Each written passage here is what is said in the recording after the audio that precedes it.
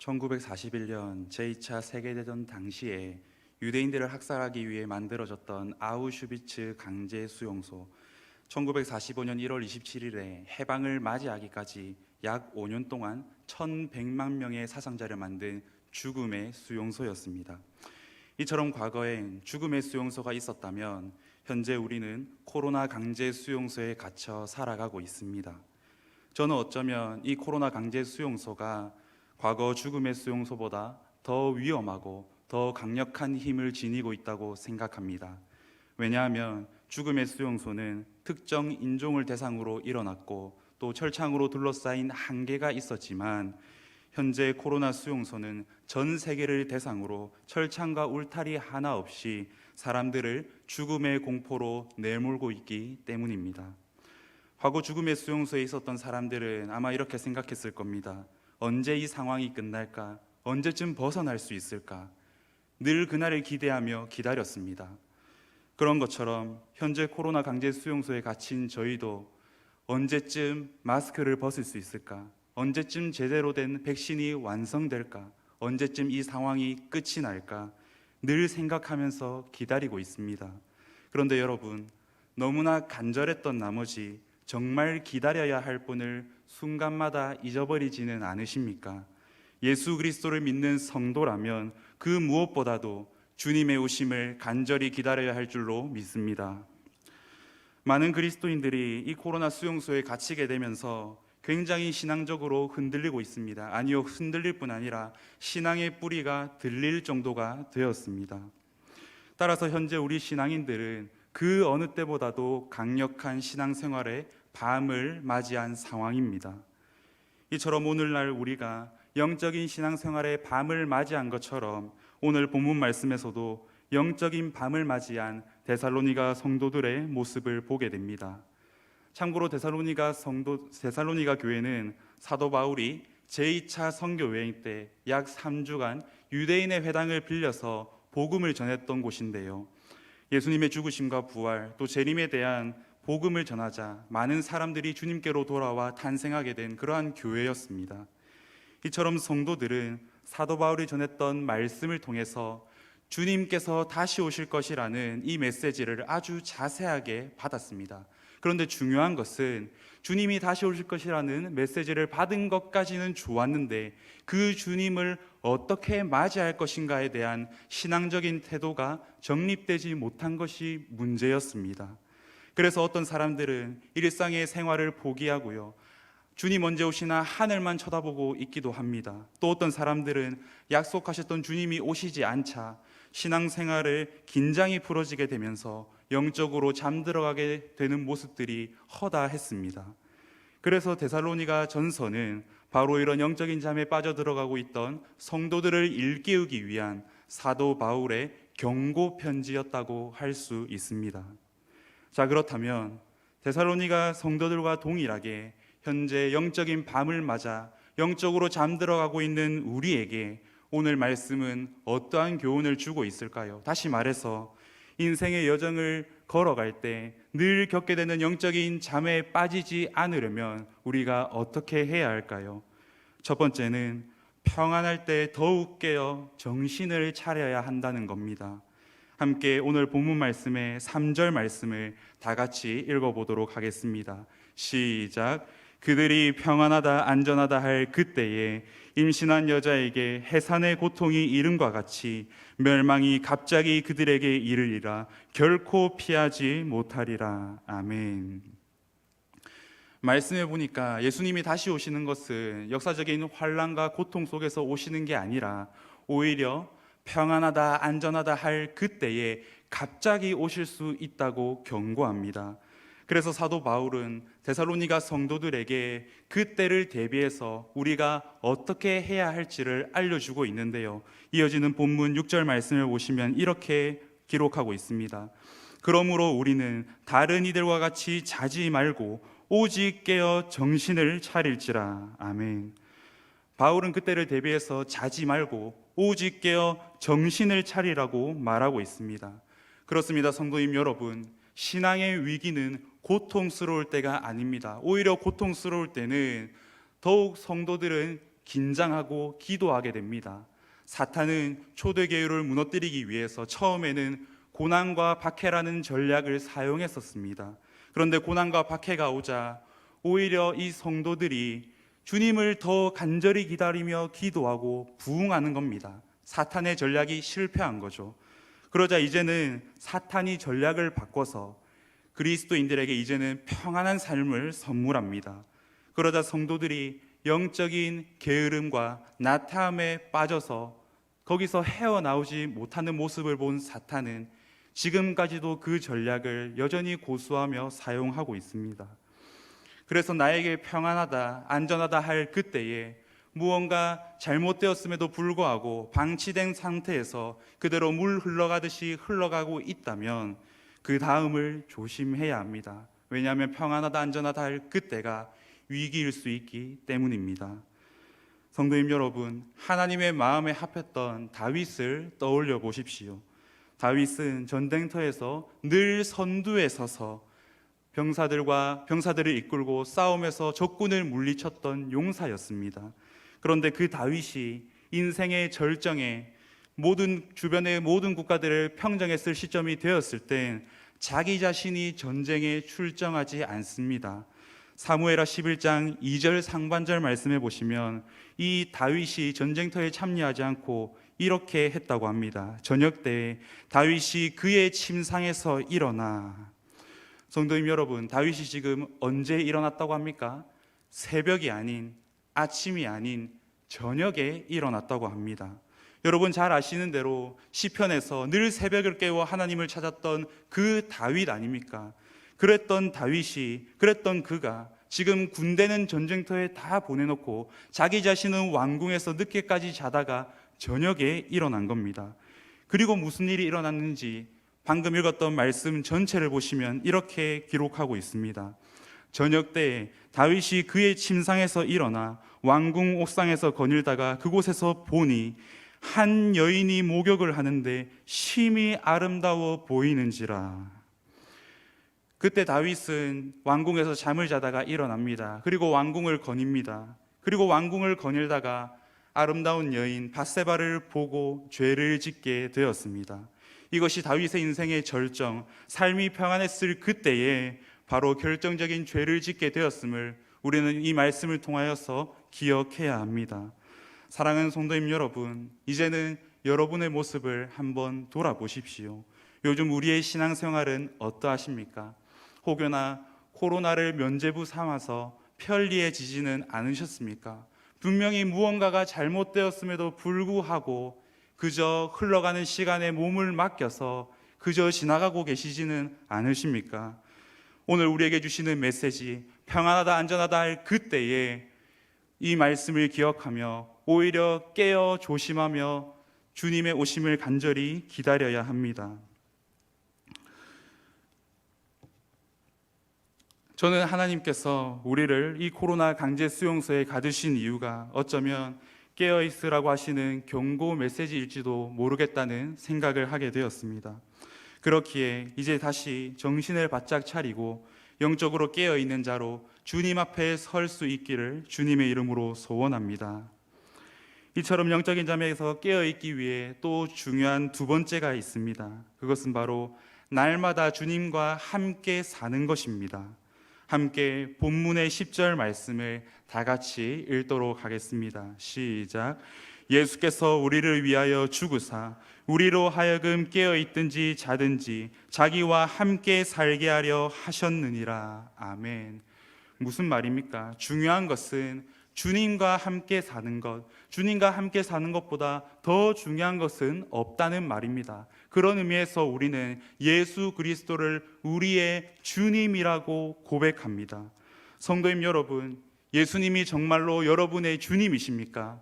예수님이 정말로 여러분의 주인 되십니까? 그렇다면 우리는 항상 주님을 바라봐야 합니다. 그리고 그 주님의 기대가 무엇인지 그 주님의 음성에 귀 기울여야 합니다. 그리고 그 주님보다 더 귀한 것은 없다는 사실을 날마다 붙들며 살아가야 합니다. 때때로 주님을 따른다고 하는 사람들, 주님의 일을 열심히 하는 사람들도 주님을 생각하지 못할 때가 종종 있습니다. 그래서 나의 열심, 내 열정, 내 계획, 내 방법대로 일하며 살다가 결국 지쳐버립니다. 그리고 우리는 어느 날 예수님과 함께하지 않았다는 사실을 뒤늦게 발견하게 될지도 모릅니다. 그래서 정말 중요한 것은 내가 얼마나 열심히 일하고 사느냐보다 내가 주님과 함께 살고 있느냐, 그분이 지금도 나를 인도하고 계시느냐, 그래서 내가 이 일을 하고 있느냐, 이것이 중요한 겁니다. 그런 의미에서 본문 8절 말씀에 보면 이렇게 기록하고 있습니다. 우리는 낮에 속하였으니 정신을 차리고 믿음과 사랑의 호심경을 붙이고 구원의 소망의 투구를 쓰자. 아멘. 무슨 말입니까? 한마디로 영적으로 무장하라는 말입니다. 영적 무장이 왜 필요합니까? 늘 깨어서 주님을 바라보기 위해서입니다. 무장 해제가 되는 순간 우리는 그 누구도 몰락할 수 있다는 사실을 기억해야 합니다. 그렇다면 영적으로 무장하기 위해서는 우리는 무엇을 해야 할까요? 바로 가장 기본적인 일로 돌아가야 합니다. 늘 말씀을 가까이 하는 삶, 늘 말씀을 붙드는 삶으로 돌아가야 합니다. 그것이 곧 주님과 동행하는 삶이기 때문입니다. 잊혀진 제자도라는 책의 저자인 달라스 윌라드는 이런 말을 남겼습니다. 내용이 좀 긴데요, 제가 읽어드리도록 하겠습니다. 우리가 해야 할 첫 번째이자 가장 기본적인 일은 항상 주님을 우리의 생각 앞에 두는 것이다. 연습 초기에는 주님 말고 다른 잡념에 빠지는 습관 때문에 당연히 힘들 수 있다. 그러나 주님을 항상 내 앞에 두고자 계획적으로 자꾸 행동하다 보면 은혜 충만한 새로운 습관으로 대체하게 된다. 나침반을 아무리 흔들어도 바늘은 늘 정북으로 돌아가듯이 머지않아 우리의 생각도 주님께로 돌아가게 된다. 그것을 위해서 성경을 날마다 정성 들여 읽고 또 읽어서 그 장면들과 말씀들을 암송하며 의도적으로 우리의 생각 앞에 주님을 두는 것이다. 그러고 나서 보라, 서서히 그러나 꾸준히 이 연습을 계속하다 보면 머지않아 우리는 세상의 혼란과 소음 대신에 예수님의 인격과 아름다운 말씀들이 저절로 우리의 생각을 점하고 있음을 알게 될 것이다. 그렇습니다. 성도님 여러분, 가장 중요한 것은 일이 아닙니다. 가장 중요한 것은 주님과 함께 사는 것입니다. 그렇게 우리는 다시금 말씀을 붙들어야 합니다. 다시금 말씀을 가까이 해야 합니다. 다시금 우리 속에 하나님의 말씀으로 가득 채워야 합니다. 하나님의 말씀이 우리 속에 있고 없고의 차이는 천지 차이입니다. 왜냐하면요, 하나님의 말씀은 천지를 창조하신 전능하신 하나님의 말씀이기 때문입니다. 그래서 우리 속에 하나님의 말씀이 있고 없고의 차이가 천지 차이일 수밖에 없는 이유입니다. 하나님의 말씀이 우리 속에 없다면 사탄은 우리 속에 끊임없이 악한 생각을 너무나 쉽게 주입하게 될 겁니다. 그러나 우리 속에 하나님의 말씀으로 가득 채워져 있다면 사탄이 악한 생각을 주입하기가 어려워집니다. 그래서 사탄은 우리 속에 무언가를 악한 생각을 계속 주입하는 것과 동시에 하나님의 말씀이 우리 속에 새겨지고 예수 그리스도가 접근하는 것을 막으려고 합니다. 보통 저희는 사탄이 악한 생각을 우리 속에 주입하는 것만 대부분 생각할 겁니다. 그런데 그들은 오히려 우리 속에 하나님의 말씀이 심겨지는 것, 예수 그리스도가 우리의 주인 되는 것을 막기 위해 더 최선으로 노력합니다. 그래서 그들은 오히려 우리 속에 하나님의 말씀이 심겨지지 않도록 말씀을 가까이 하지 못하도록 방해하고 또 방해하고 여러 가지 수단과 방법을 가리지 않고 그것을 방해하려고 합니다. 따라서 우리가 평소에 말씀에서 멀어지려고 하면 말씀을 읽기가 거북해지고 무언가가 말씀의 자리로 나아가지 못하게 만든다면 생각하셔야 됩니다. 사탄이 지금 하나님의 말씀을 내 속에 심겨지지 못하도록 막고 있구나.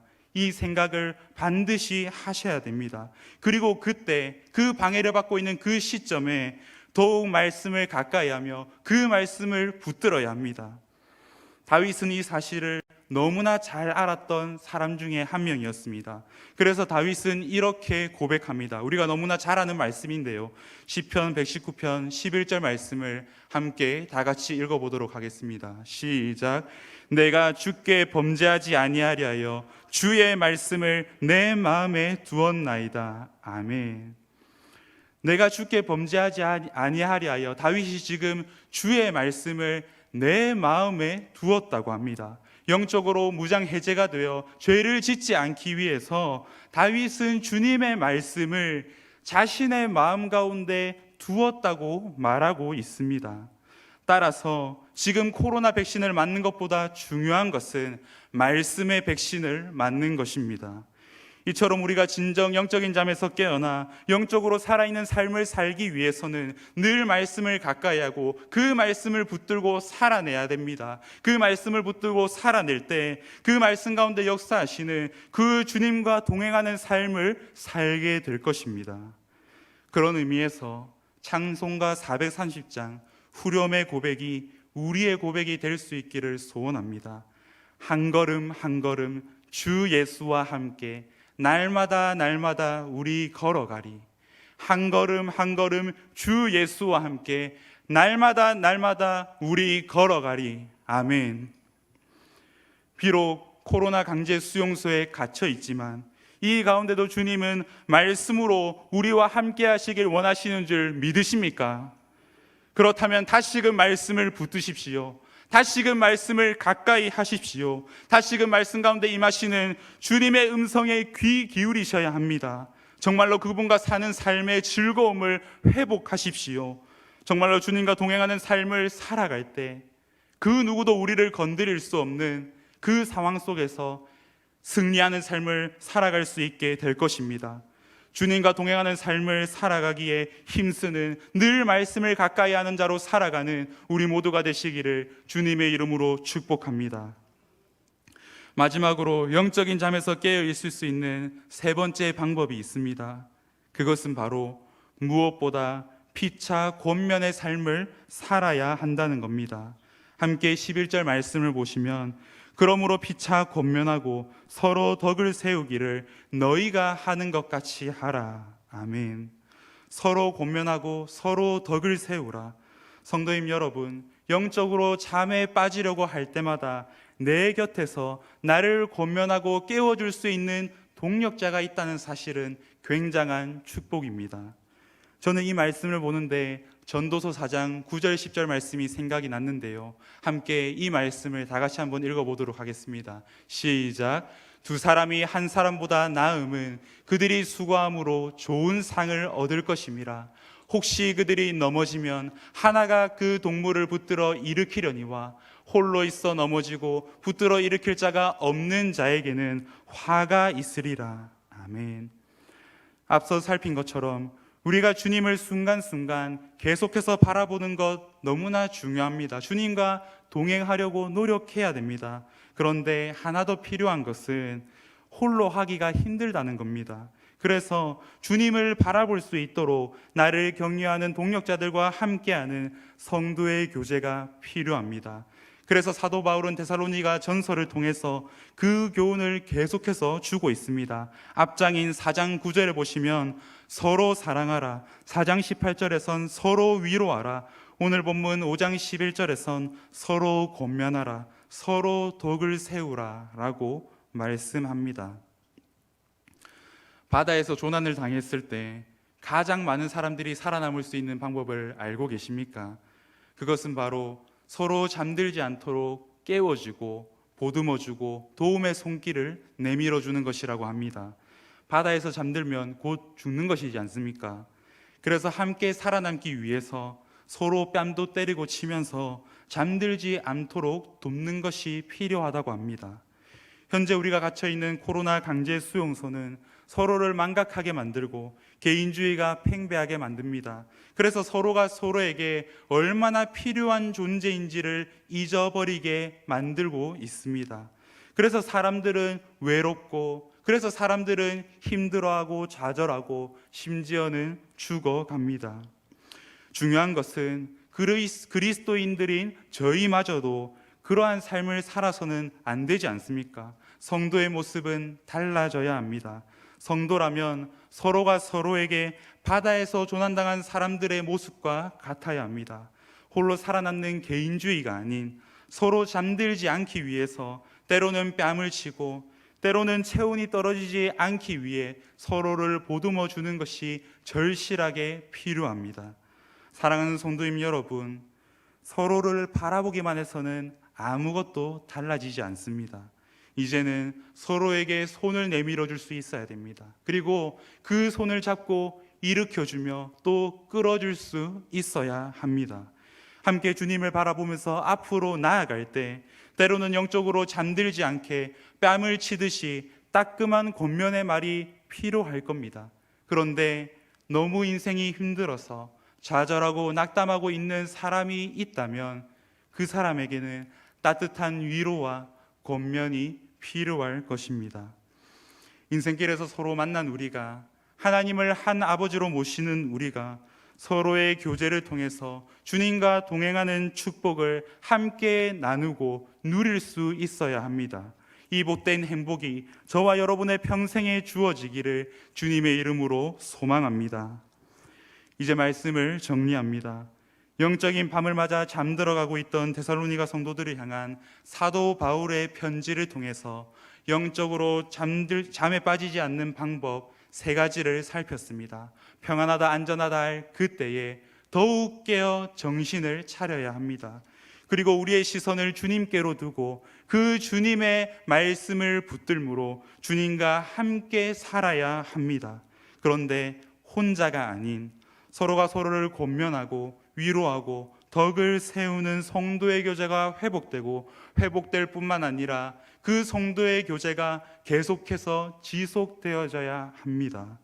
오늘 이 말씀을 통하여서 주님의 오심을 간절히 기다리는 성도로서 끝까지 함께 영적으로 깨어있는 우리 모두가 되기를 주님의 이름으로 축복합니다.